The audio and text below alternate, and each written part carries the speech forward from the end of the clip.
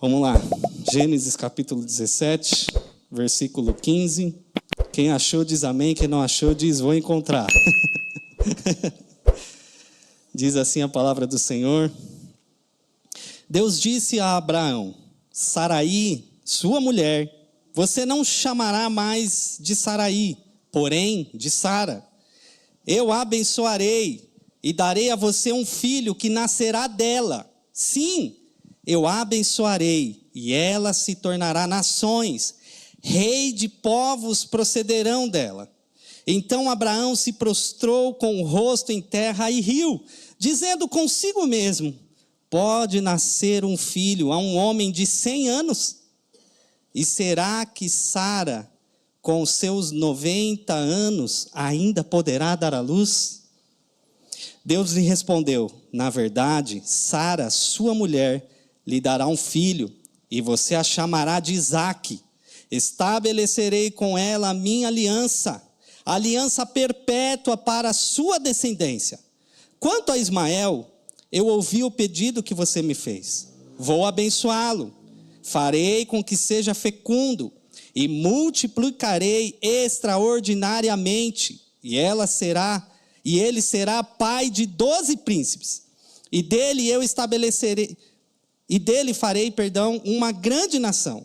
Mas a minha aliança eu estabelecerei com Isaque, o filho de Sara, filho que Sara dará à luz, para você, neste mesmo tempo, daqui 1 ano. Quando acabou de falar com Abraão, Deus se retirou dele, elevando-se. Quantos aqui têm uma promessa de Deus para a sua vida? Talvez você que está aqui nos assistindo, ou que está aqui, você recebeu uma promessa. Deus te chamou, Deus salvou você, Deus te limpou, te redimiu, te perdoou e fez promessas para você. Mas parece que com o passar do tempo, as promessas, parece que elas nunca vão se cumprir, parece que nunca vai chegar a minha hora, parece que eu não vou viver para olhar e contemplar tudo aquilo que o Senhor prometeu para mim. É verdade que talvez no meio da sua caminhada, muitas coisas o Senhor cumpriu, mas ainda há algumas que são tão específicas que você está aguardando ainda o cumprimento da promessa do Senhor. A salvação de alguém, aquela casa tão sonhada, uma família, a restauração de um casamento, eu não sei. O Senhor lhe prometeu e talvez você ainda não tenha vivido isso, ou visto isso, a história se desenrolar para que isso se concretize.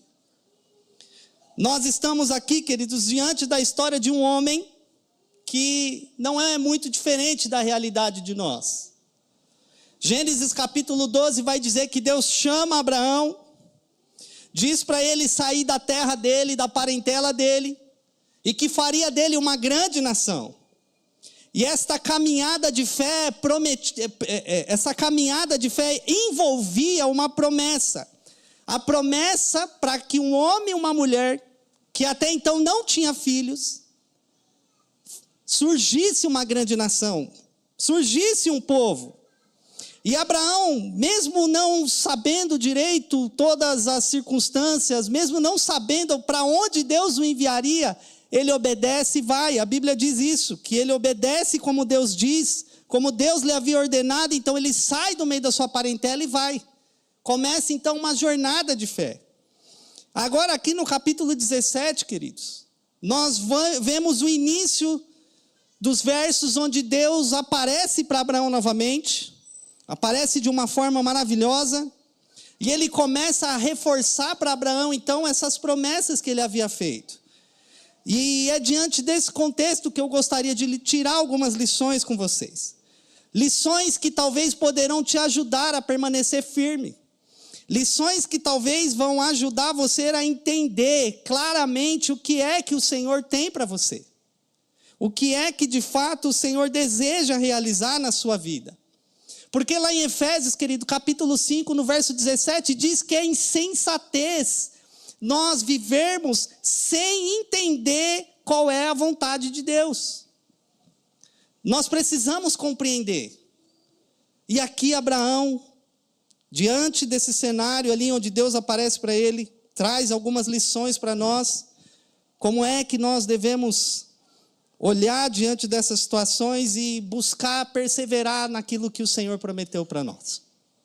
E a primeira lição que eu trago aqui, queridos, é de que é Deus que traz clareza sobre os planos dele para os seus filhos. Há um compromisso de Deus com seus filhos. E é Ele que vai trazer clareza para você diante daquilo que Ele deseja realizar para você. Veja comigo nos versos 15 e 16 novamente. Diz assim que Deus vira para Abraão, Deus diz a Abraão: Saraí, sua mulher, você não chamará mais ela de Saraí, porém de Sara. Eu a abençoarei e darei você um filho que nascerá dela.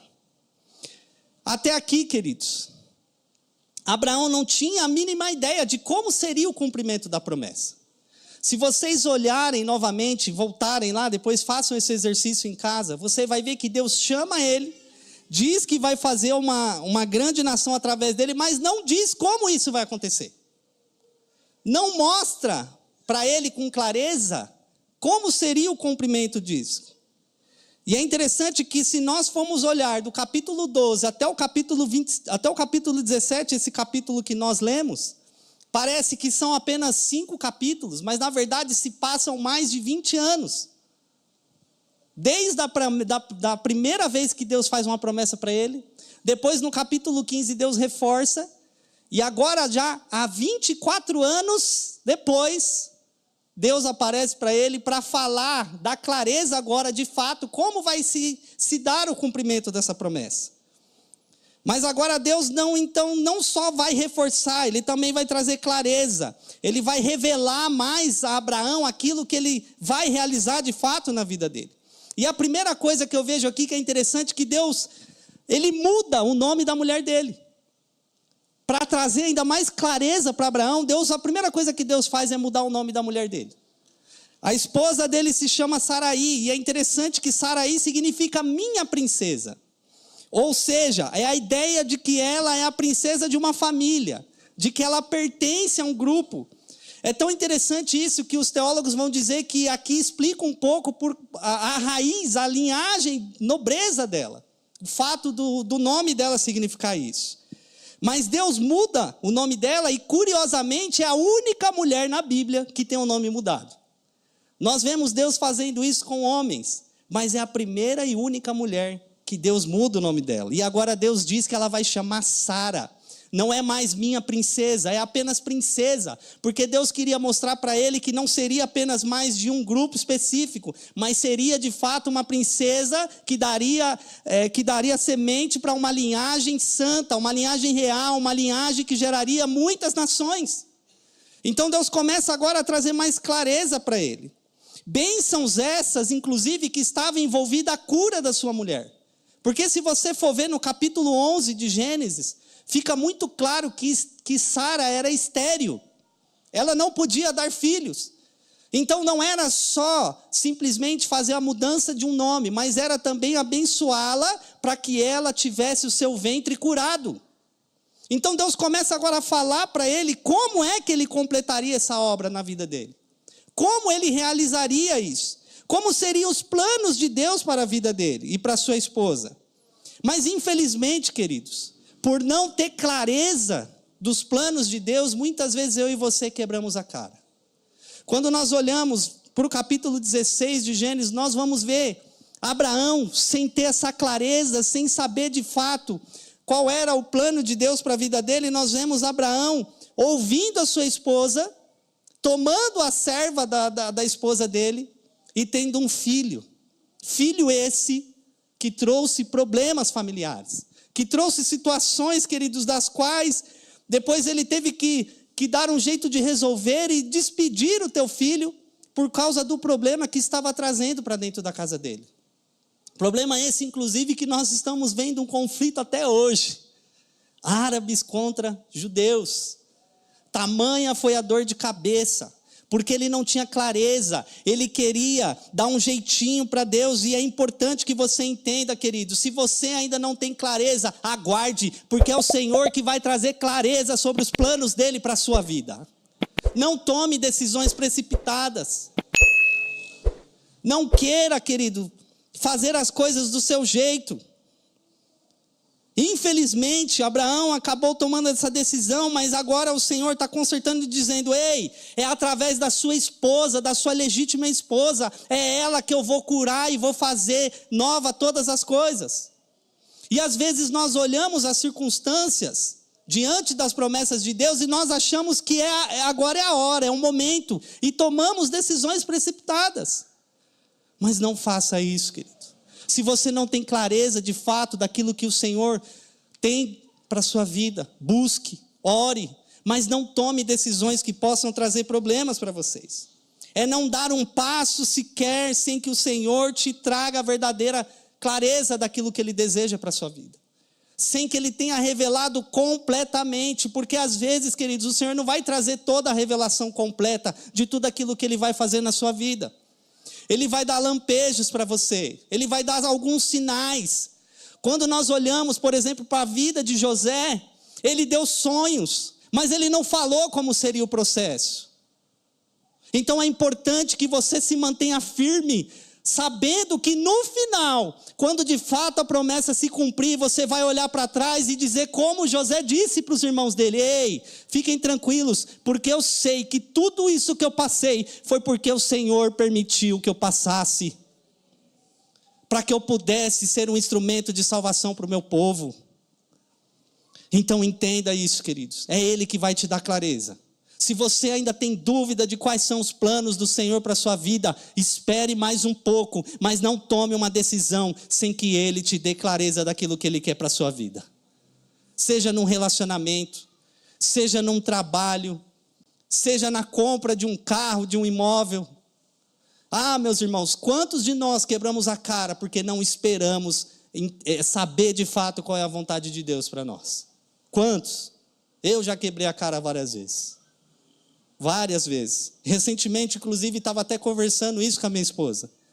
Decisões, queridos, que nós olhamos, nossa, é o cumprimento da promessa de Deus, vamos que vamos. Mas o Senhor não deu clareza e nós quebramos a cara. Mas aprenda uma coisa, não tome decisões sem que o Senhor te dê clareza daquilo que Ele tem para a sua vida. Deus, Ele tem um compromisso com os seus filhos. E a segunda coisa que eu aprendo quando eu olho para esse texto é que você não deve duvidar diante das circunstâncias. Não duvide, queridos. Veja comigo no verso 17. Então Abraão se prostrou com o rosto em terra e riu, dizendo consigo mesmo: pode nascer um filho a um homem de 100 anos? E será que Sara, com seus 90 anos, ainda poderá dar à luz? Agora, apesar de Deus trazer clareza para ele, de como seria o processo, de que seria através da esposa dele e não de outra qualquer, que viria a linhagem santa, de que viria as grandes nações, nós vemos aqui agora Abraão com uma atitude um tanto inusitada. Muitas vezes nós passamos desapercebido por esse texto, e nós só nos lembramos da atitude de Sara diante da promessa de Deus, porque Sara riu, e isso a gente lembra. Mas aqui Abraão tem a mesma atitude, consigo mesmo, ele ri diante do que Deus havia dito para ele. Diante das circunstâncias, querido, a incredulidade, ela acaba pegando o nosso pai na fé. E também não é para tanto. Imagina, querido, se hoje, estava conversando, inclusive, vou denunciar ela, com a Thelma. Ela, ai meu Deus, com os meus 50 anos, grávida de novo, já pensou, Thelminha? A gente estava falando sobre isso, né? Mas, irmãos, pare e pense. A mulher já tinha 90 anos. Ele já estava com 100. Era difícil demais acreditar diante daquilo que o Senhor estava falando. A dúvida acompanhada de uma pergunta de Abraão, ela é legítima.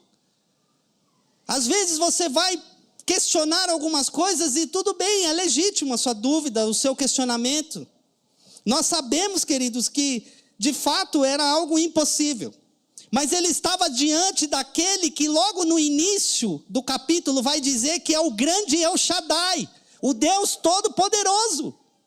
E diante, querido, do Todo-Poderoso, não há nada impossível para ele. Não tem nada impossível para o nosso Deus que é Todo-Poderoso. A clareza de Deus sobre quais seriam os planos, muitas vezes, pode trazer para mim e para você essa dúvida, essa incredulidade. Mas em nome de Jesus, não duvide, mantenha-se firme, porque aquele que prometeu vai cumprir, não importa as circunstâncias. Não importa se o documento está vencido, como eu comentei aqui no início. Não importa se você não tem dinheiro suficiente. Ei, creia, porque aquele que chamou à existência todas as coisas do nada, ele é capaz de fazer infinitamente mais na minha e na sua vida. Não duvide. Ele tem compromisso com aquele que ele prometeu para você. Ele se responsabiliza porque ele é Deus. Ele não é filho do homem para que minta e nem filho do homem para que se arrependa. Ele não vai voltar atrás. Se ele prometeu para você, não importa o cenário, não importa se para a medicina não tem jeito, não importa se você tem salário ou não, ele vai cumprir. Talvez você olhe para o seu filho e diga: eu não consigo mais, Senhor. Você até faz como Abraão, uma atitude até de riso, fala: Senhor, é impossível essa promessa. Mas creia, porque o El Shaddai vai fazer aquilo que ele prometeu. Ele vai cumprir. A terceira coisa que eu aprendo, queridos, é que ele não só dá clareza, mas ele também corrige os nossos entendimentos equivocados. Porque veja comigo nos versos 18 e 19. Abraão não tem coragem de dizer para Deus que ele não acredita, que ele está incrédulo. Mas ele vira para Deus e diz assim: quem dera Ismael vivesse diante da tua bênção. E Deus lhe respondeu: na verdade, Sara, a sua mulher, lhe dará um filho. Veja que, apesar de Deus ter deixado claro para Abraão que seria através da mulher dele, e de que ele abençoaria ela, a ideia de que sararia ela para que ela pudesse gerar, agora Abraão ainda indaga ao Senhor sobre Ismael. Abraão amava Ismael, era seu filho. O desejo dele era que ele fosse o participante dessa promessa. E Deus nunca trata, querido, com dureza esses legítimos conflitos da nossa fé. Às vezes haverá conflitos, você fala: Senhor, mas por que o Senhor não faz isso, Senhor? Isso é legítimo, isso é bom também, Senhor, abençoa aqui.